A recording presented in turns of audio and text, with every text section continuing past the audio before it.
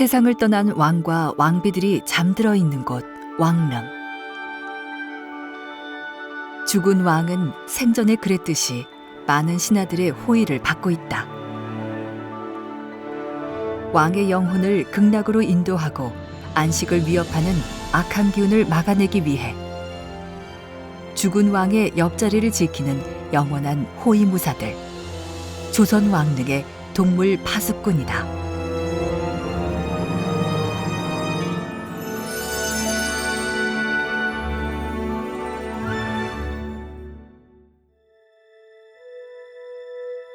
조선 27대 왕과 왕비의 무덤인 조선 왕릉은 모두 42기다. 한 왕조의 무덤이 훼손되거나 사라지지 않고 온전히 보존된 것은 세계적으로 드문 일로 세계유산으로 보호되고 있다. 경기도 구리시에는 한양의 동쪽에 9개의 왕릉이 모여있다 해서 이름 붙여진 동구릉이 있다. 태조를 포함해 17왕과 왕비의 능이 모인 동구릉은 조선 왕릉 제도의 표본으로 왕릉 건축을 한눈에 알아볼 수 있는 조선 왕릉 박물관이라고도 불린다. 동구릉의 중심은 태조 이성계의 능인 건원릉이다. 홍살문을 들어서면 곱게 뻗은 참도를 따라 제사를 올리는 건물 정자각에 이르게 되고 정자각 추녀마루의 잡상을 마주하게 된다. 줄지어 앉은 잡상들이 정체모를 잡귀신의 접근을 막는 것이다. 잡상의 매서운 눈초리를 지나 언덕을 오르면 봉분이 있는 능칭 공간에 이르게 된다. 살아있는 왕이라도 함부로 오를 수 없는 이곳은 죽은 왕을 호위하는 무석인과 왕명을 기다리는 문석인이 지키고 있다. 무석인과 문석인은 각자 뒤에 성마를 한 마리씩 거느리고 있는데 성마는 죽은 왕의 영혼을 천상으로 운반하는 역할을 한다. 튼튼한 다리에 힘찬 말갈기가 주인의 부름에 당장이라도 응하려는 듯하다. 왕이 잠든 봉분에는 다양한 문양을 새긴 병풍석을 두르고 다시 한번 난간석을 둘러 화려하게 장식했다. 병풍석에는 12방위를 나타내는 12지 신상을 새겨 각자 맡은 방향을 지키게 했다. 잡귀들이 12방향에서 어디서라도 왕의 무덤을 넘볼 수 없게 방어하는 것이다.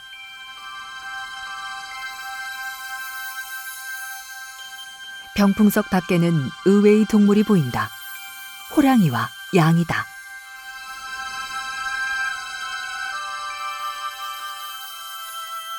석호와 석양이 번갈아가며 나열되어 있다.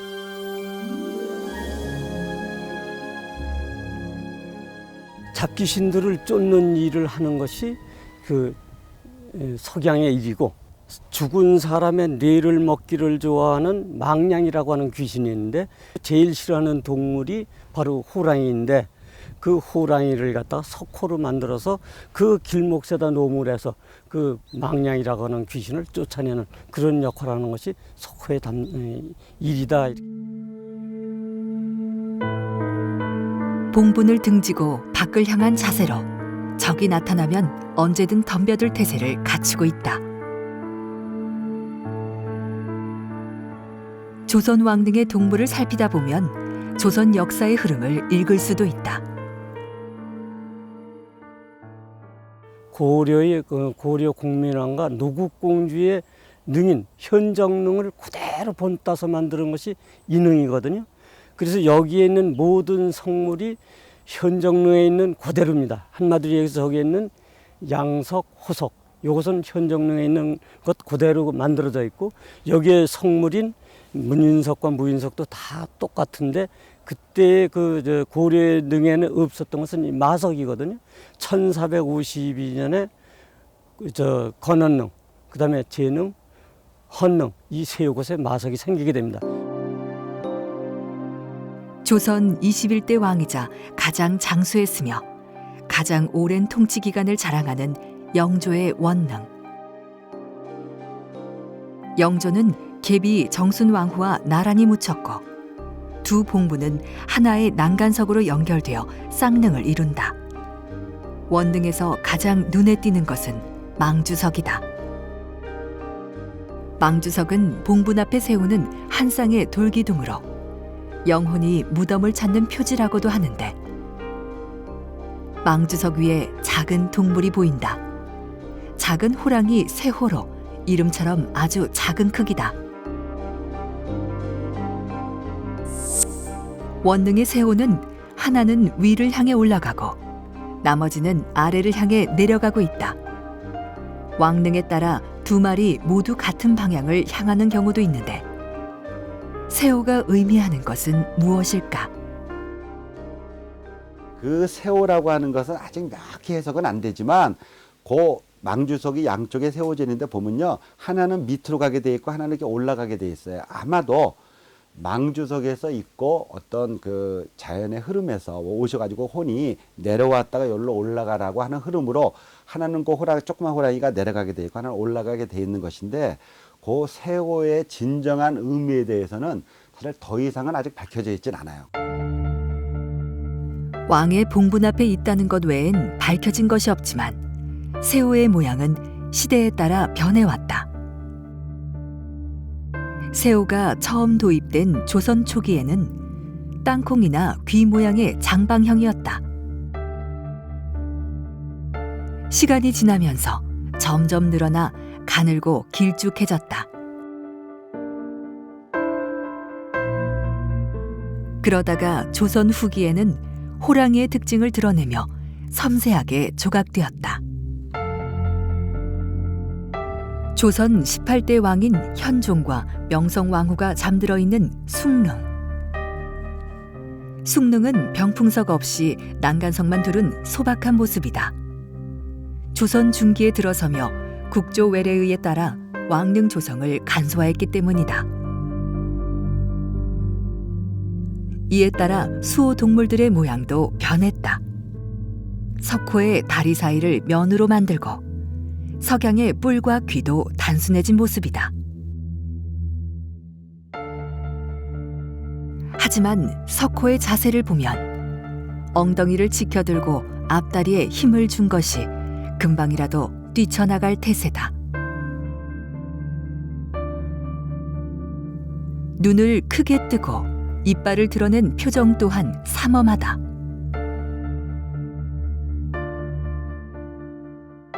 입을 길게 내밀고 콧김을 내뿜는 석양의 표정 또한 위험 있으면서도 해악적인 모습이다.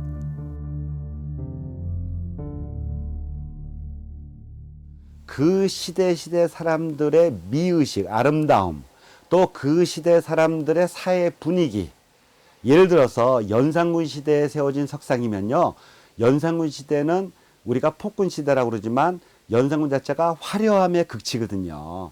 그러니까 석상도 커지고 화려해져요. 또 검소한 시대에 사는 사람들은 당연히 석상에도 검소함이 들어가고, 그 미세한 변화들이 시대를 보여주고 차이를 보여주기 때문에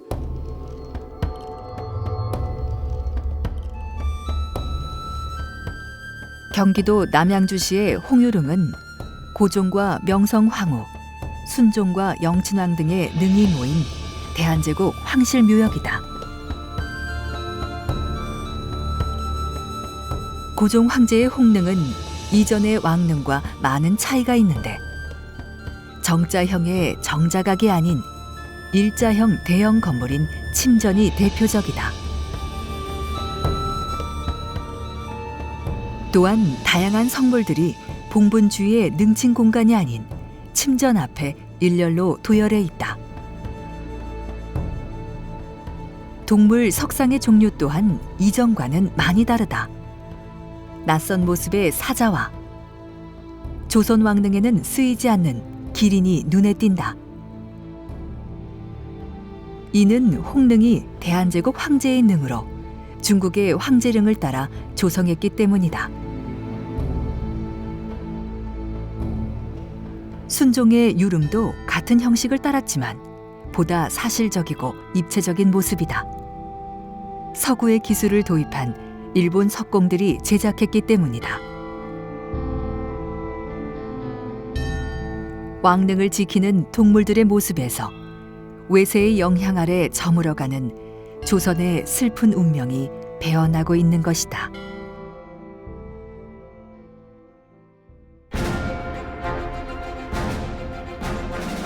세상을 떠난 왕의 넋을 기리며 왕실의 권위를 다지는 역할을 한 조선 왕릉.